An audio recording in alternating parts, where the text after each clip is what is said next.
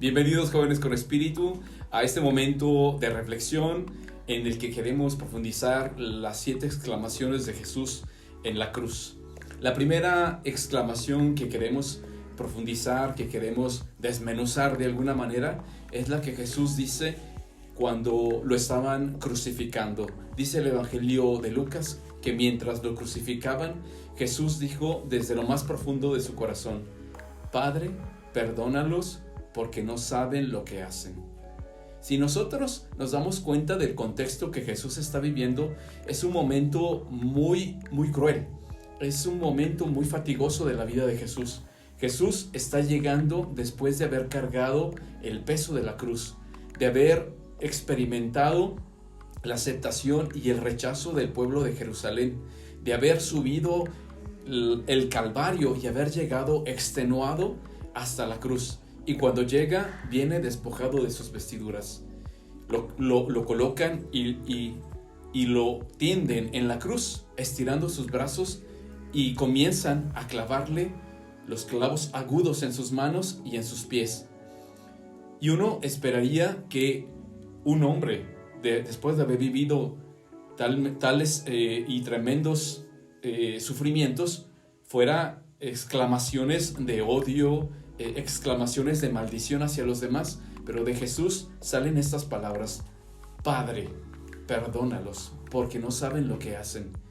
Esa es una expresión muy interesante y muy bonita, porque Jesús primeramente se refiere no a sus justicieros, aquellos que lo están crucificando, sino que se dirige a su Padre.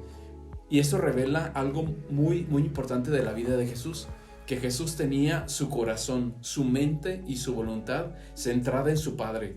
Esa era la fuerza que le daba para poder llegar a ese punto.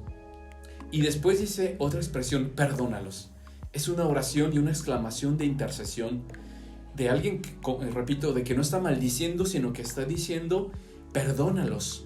Es alguien que intercede por alguien que en ese momento no sabe lo que hace. Y esa es otra cosa también muy bella, porque dice: no saben lo que hacen.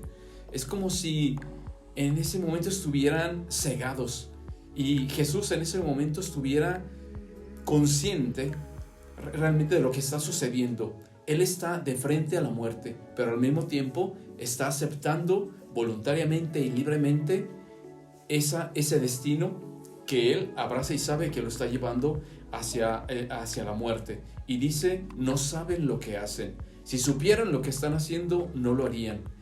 Aquí me quiero conectar con una expresión muy interesante que le dice Jesús a la samaritana. Si recuerdan, cuando la samaritana le dice a Jesús que le dé de beber, hay un diálogo muy bello.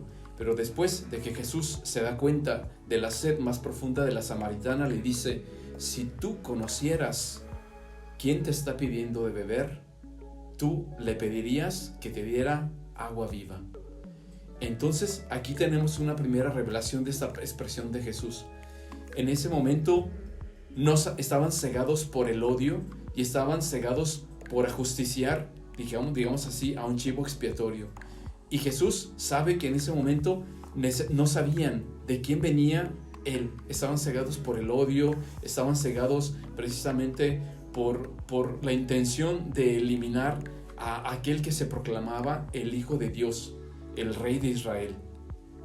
Y Jesús sabe en ese momento que muchas veces como seres humanos estamos cegados, no nos conocemos, no conocemos ni siquiera el don de Dios.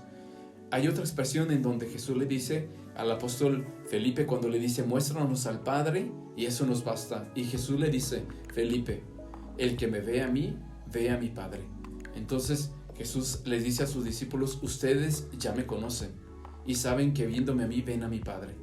Y entonces Jesús cuenta que el conocimiento, o sea, la capacidad de poder darnos cuenta de quién es verdaderamente Dios, esa es realmente una clave para nuestra plenitud. Y sobre todo es una puerta que nos ayuda a darnos cuenta de nuestra verdadera identidad de seres humanos, de criaturas y de hijos de Dios. Muchas veces en nuestra vida nos sucede lo mismo.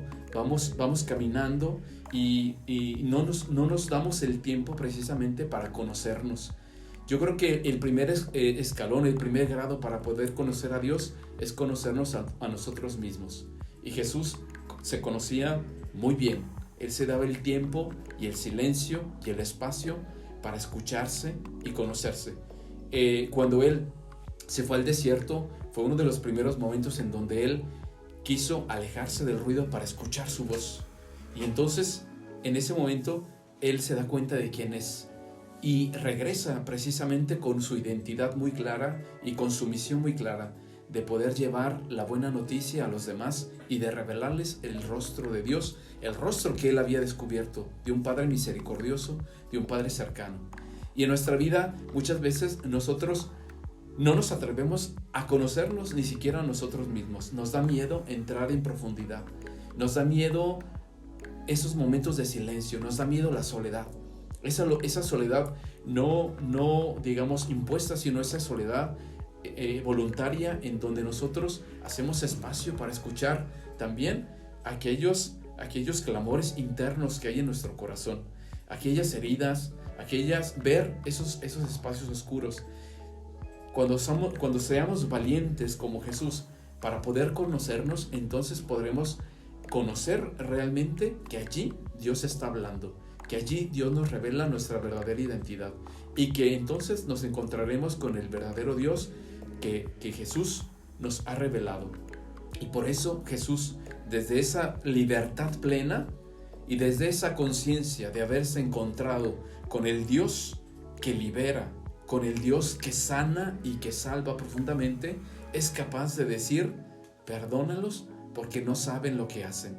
Porque Él sabe que Él es libre, que aunque estén hiriendo su cuerpo y estén hiriendo físicamente su persona, no pueden herir lo que Él es, su integridad profunda como persona y sobre todo como hijo de Dios. Y a veces nos sucede que nosotros somos demasiado vulnerables porque no nos conocemos en profundidad. Y somos como barcos que cualquier viento nos puede llevar y nos puede arrastrar.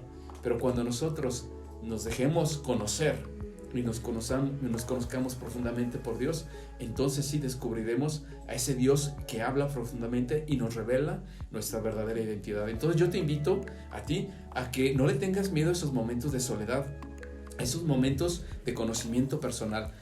En la vida espiritual, el conocimiento personal es la base para poder crecer y para poder iniciar un camino de vida espiritual. Si tú quieres ir hacia arriba, tienes que ir hacia abajo. Si tú quieres crecer en tu vida espiritual, tienes que bajar. Decía Conchita Cabrera de Armida: entre más arriba, más abajo.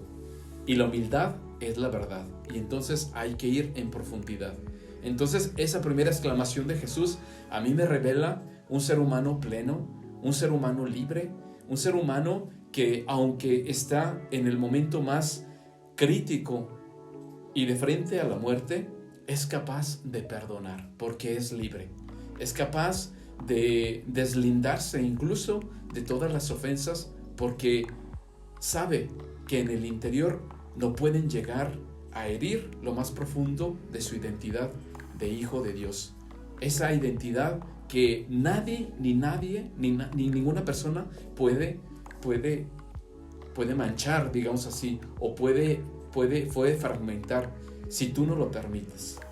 Y allí se encuentra realmente nuestra verdadera libertad. Así es de que, pues, hay que apostarle precisamente y sobre todo hay que creerle esas palabras de Jesús, que Él es nuestro gran intercesor.